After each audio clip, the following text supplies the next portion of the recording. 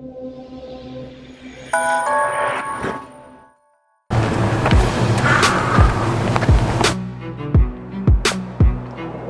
Lambeth land.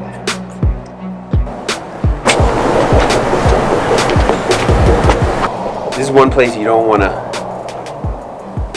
walk in unannounced. He's got all kinds of guns. I am at your front door, and I am unarmed. Hey, I'm unarmed. I'm unarmed. Hey, how you doing? Good. Come on in. Thank you. Thank you. Wow, this is good. Quite a setup you got going here. Oh, wow. I love that. No bullshit. Yeah, so here's the studio. Come on in. You want some water? I would like some water, yes. I'm just working like a dog in my butter factory all day.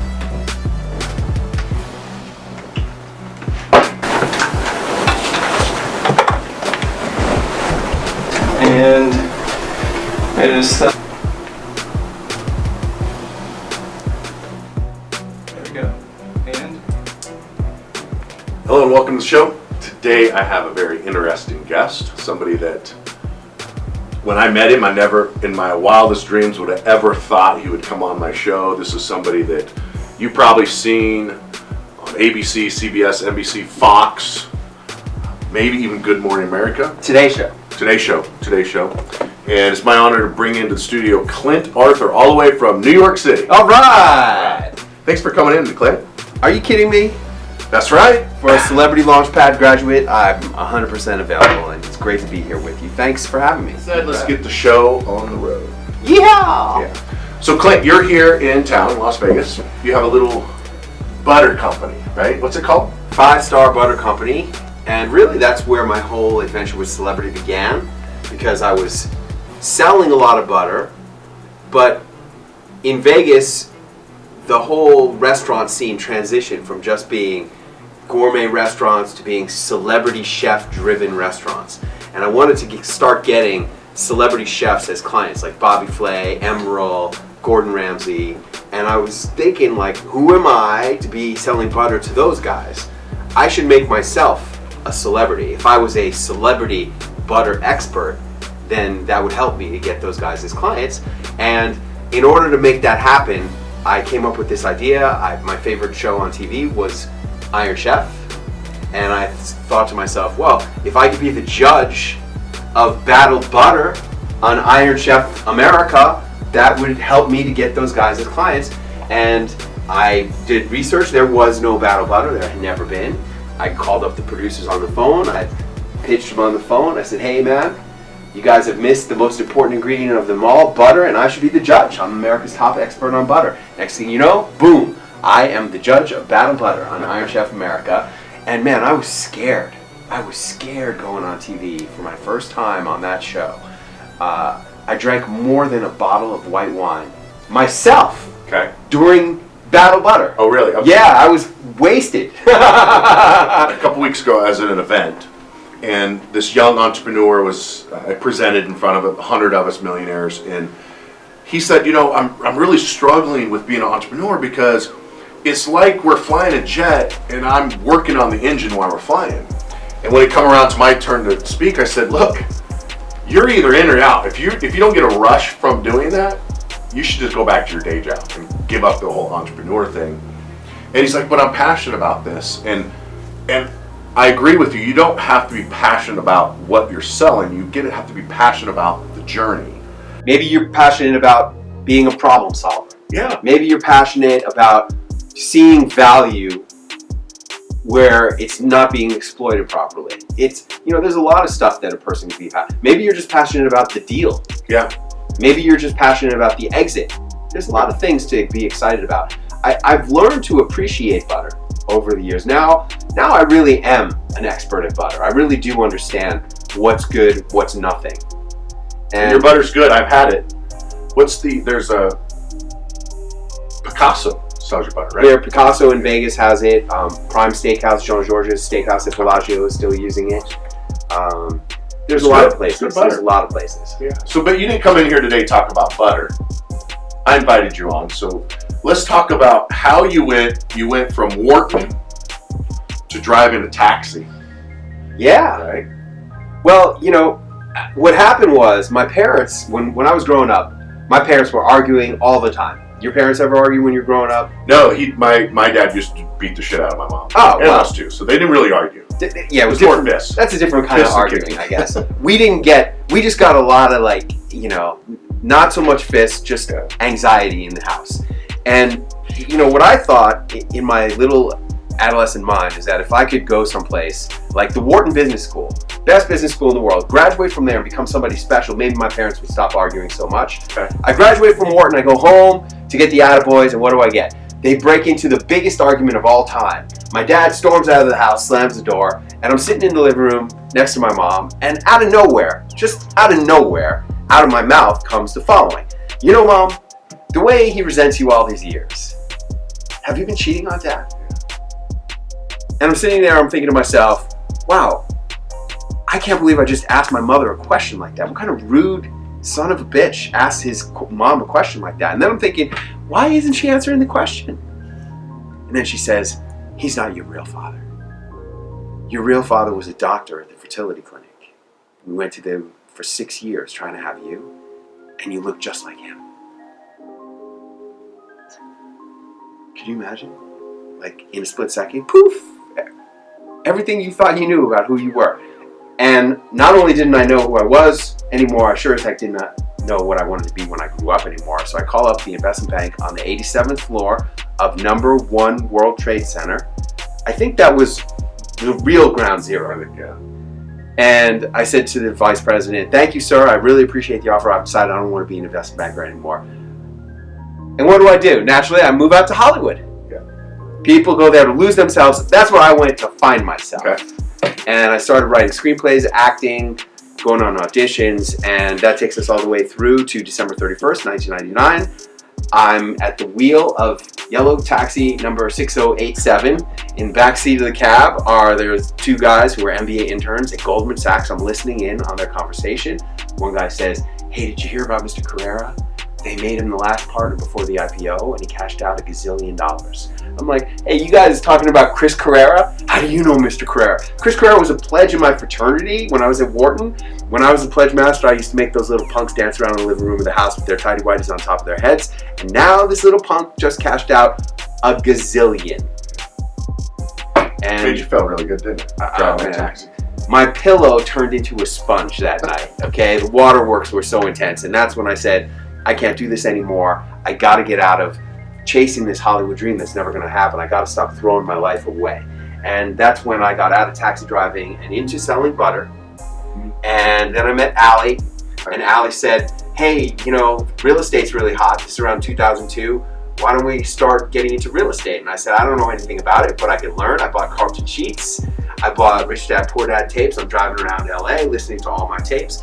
And the next thing I buy is a fixer in Pacoima, which is a pretty rough neighborhood, or it certainly was at that time. Like one time, Allie drove up to the fixer while I'm fixing it up in her white Jaguar XK8 convertible. This blonde woman with long blonde hair and a white Jaguar convertible. I'm like, what the hell are you doing here? You got to get out of here before you get carjacked. Yeah. And I started doing real estate, making money selling butter, building houses, and got quite fat and happy throughout the 2000s. And then it came to be October 2008. You know, the world was collapsing. I was at a men's self-help campfire that night, and the shaman looks at me across the yellow and orange crackling flames.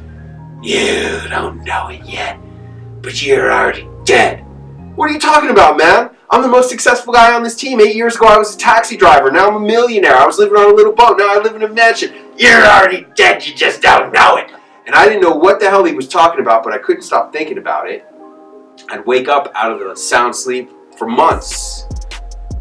I'm already dead. What does he mean? And I didn't know. And then I finally figured out what the heck he was talking about. I really did, because we had to go on overnight, and I was in charge. I became the overnight manager, and I'm going through preparations for the overnight. I've got, you know, like guy in charge of the tents and the equipment, guy in charge of rituals, fun and physical activities, meals. And I said to the guy with the meals, what are we going to eat?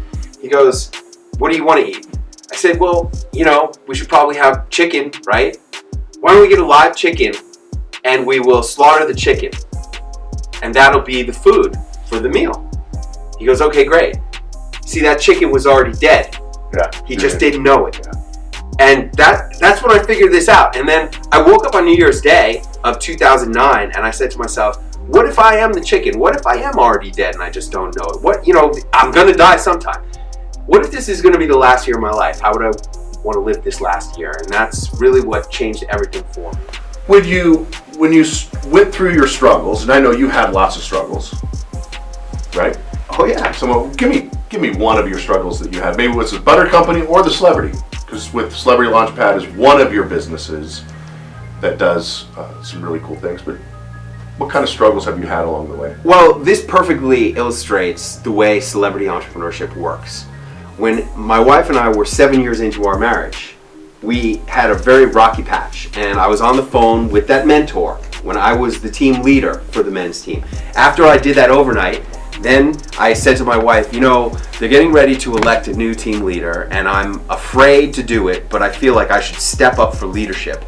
I'm afraid that I'm going to screw up and get fired, and it'll be a bad thing, but I really feel like I should do it. And she goes, well, if you're afraid, you must, right? Tony Robbins. So I ran, and I got elected. And I'm on the phone with my mentor, and he's talking to me about, what's going to be your context for leadership. And I said, I want to live as if we're the last year of your life. Great. And then one day, subsequent to that, I'm talking to him, and I say, my wife and I are really on the rocks. And he goes, well, do you want to stay married? I said, yeah. And he goes, well, then you better get into counseling right away, because these things can go south really fast, especially in Hollywood. So I said to Allie, sweetie, do you want to go into counseling? She said, that's a great idea. I said, okay, find us a counselor. And 5 minutes later, she says, hey, come in the living room and watch this video. And on her laptop, she has this woman's website. And on the media page of the website is a video of the woman being interviewed on television talking about the 4 horsemen of the apocalypse for relationships. Now, I swear to God, for years and years and years, I imagined in my mind's eye that we watched her on CNN doing that interview. Yeah. It actually was on Fox 46 in some nowhere little town. In Biloxi, Mississippi. It wasn't Biloxi, because I know what the call letters are for that station, right? But wherever it was some little local station. And she did the 4 horsemen of the apocalypse for relationships. And it's not even her idea, it's some other famous psychologist's idea. We watched that interview, and I said, okay, that looks great. Let's go work with her. It was that one video, one decision. We worked with her for 3 years. We spent over $30,000 with her. Great investment of the money. I mean, it's made us many, many years of happiness and profits together. And that's the way celebrity entrepreneurship works. You go on TV news shows, you do an interview, you put it on your media page, and prospects watch the interviews and decide if they're going to hire you or not based on what they see of your interview on TV. That's how it works. So that was one of the problems that we had that actually has become very illustrative of what I do, why I do what I do, and how I do what I do, and what it's all really about. You said something interesting where relationships can go sideways very fast, especially in Hollywood. Yeah. And it's crazy that our society will celebrate divorce, and but they don't celebrate marriage. But I feel like the reason that I'm at the point where I'm at is because of my wife. And I don't know about you, but I know what Allie does for you, and I've seen her in action. And I don't think you'd be halfway where you were without Allie. Hell no. I mean, everybody loves Allie. Everybody loves her. And she is very skilled. Look, she's worked on feature films on the highest levels with the biggest people in Hollywood. Francis Ford Coppola, Steven Spielberg, George Lucas, Jim Cameron. She's worked on Terminator 2, The Abyss, Last Action Hero, some of the biggest stuff. She produced the whole Mortal Kombat series. She knows how to deal with people who have egos, and all of our clients have egos.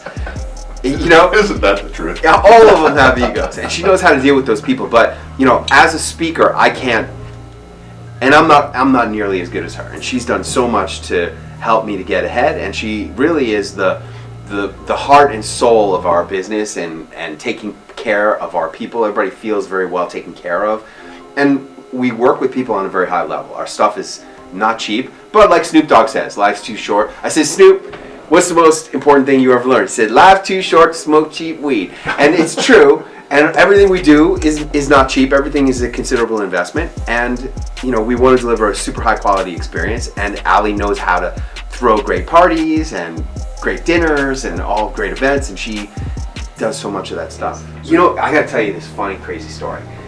Recently, I did 2 seminars. I did a dinner seminar at the Harvard Club in New York City for 50 financial advisors.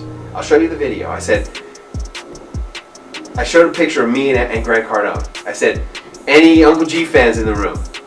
Not one person knew who he was. Really? It was the same weekend he was doing his stadium event with supposedly 30,000 people, however many was really there. Guy has a stadium of people who think he's gods, and all these financial advisors in New York City, nobody knew who he was.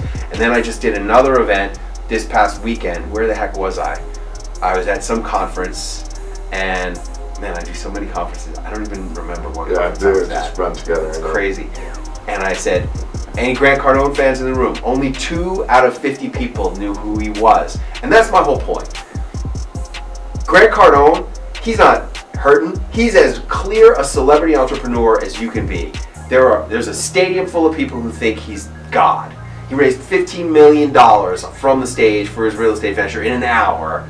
That's celebrity entrepreneurship at its finest. And I had an Uber driver one time, and he's like listening to me on the phone, and after I get off the phone, he turns around and he goes, you know, man, I was hearing the way you talk, and you know, the way you sound, are you somebody, like, are you famous? And I said, I'm like the most famous guy in the world that nobody's ever heard of.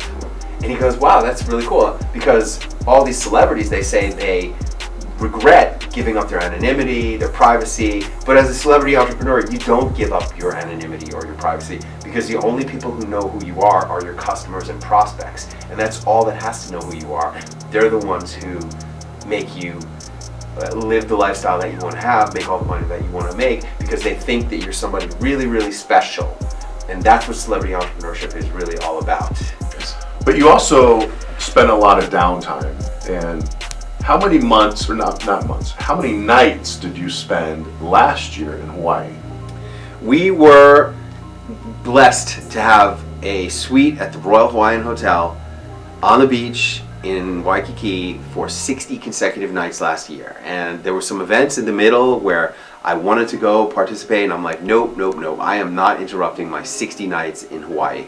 And gosh, it was a really good vacation. That was a good vacation. I finally got my first vacation in a long time. I just got back from the Dominican Republic, and the reason it was vacation, there's no cell phone and there's no internet, and it was really nice. But I thought of you when I was leaving.